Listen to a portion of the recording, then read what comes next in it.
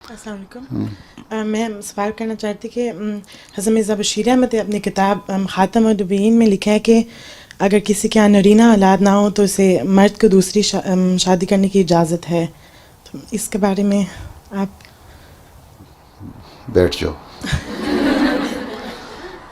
بات یہ ہے کہ مرد کو قرآن کریم نے 4 شادیاں کرنے کی اجازت دی ہے نا. ٹھیک ہے. اس کے لیے بیسک چیز یاد رکھو، حضرت مسیح علیہ السلام ہمارے لیے حکم عدل ہیں، نہ کوئی اور. ٹھیک. ان کی تعلیم کے مطابق ہر ایک نے اپنے اپنے خیال سے اس کی انٹرپریٹیشن کی ہوئی ہے.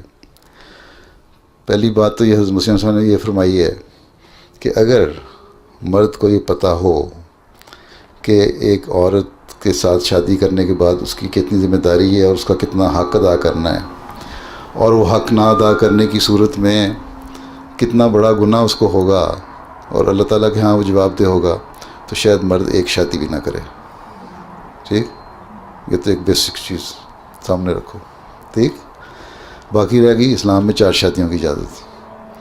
بعض کہتے ہیں کہ اگر انصاف نہ کر سکو تو 4 شادیاں کر سکتے ہو.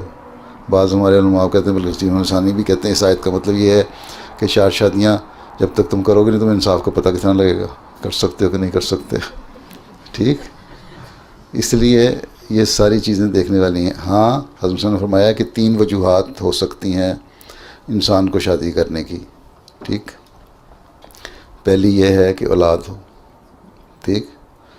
دوسری بیوی بیمار ہو اور حق ادا نہ کر سکتی ہو. تیسری بات یہ ہے کہ دینی ضرورت ہو. ٹھیک ہے.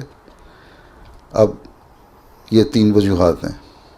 اگر ان کے لیے تم شادیاں کرنے کی اجازت ہے، بعض لوگ دینی ذمہ داریاں ہوتی ہیں ان کو تربیت کرنے کے لیے عورتوں کی چاہیے، جہاں حضرت صلی اللہ علیہ وسلم نے کی شادیاں.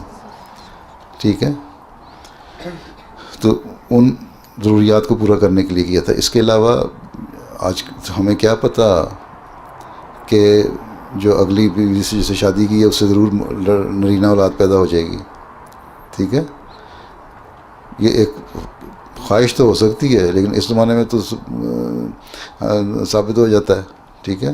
اور بعض کو یہ بھی نہیں پتہ، کیونکہ اگر اول تو پہلے ہی پتہ لگ جاتا ہے مرد کے ٹیسٹ ہو جاتے ہیں، عورتوں کے ٹیسٹ ہو جاتے ہیں، کس میں کمزوری ہے کس میں کمی ہے، کہ اولاد مرد کی کمزوری کی وجہ سے ہو رہی ہے یا عورت کی وجہ سے ہو رہی ہے.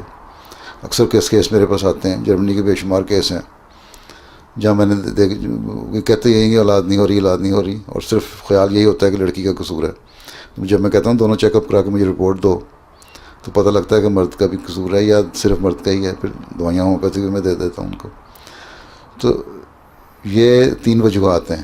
اس کے علاوہ انہوں نے فرمایا ہے کہ اگر کوئی شادی شدہ ہے مرد اور یا نہیں بھی ہے، اگر وہ دوستیاں لگا کے اپنی بیوی کو بھول کے دوسروں غیروں کے پاس جا کے کرتا ہے تو وہ اس طرح کی شادی کی اجازت ہی نہیں اسلام میں، بلکہ وہ گناہ ہے. ٹھیک ہے. ہاں ان وجوہات کی وجہ سے اگر شادی کرنا چاہتے تو پھر جو اسلام کا طریقہ ہے حیا کے اندر رہتے ہوئے پوری اس کی ریکوائرمنٹ پوری کرتے ہوئے وہ کرو. ہیں. ٹھیک ہے.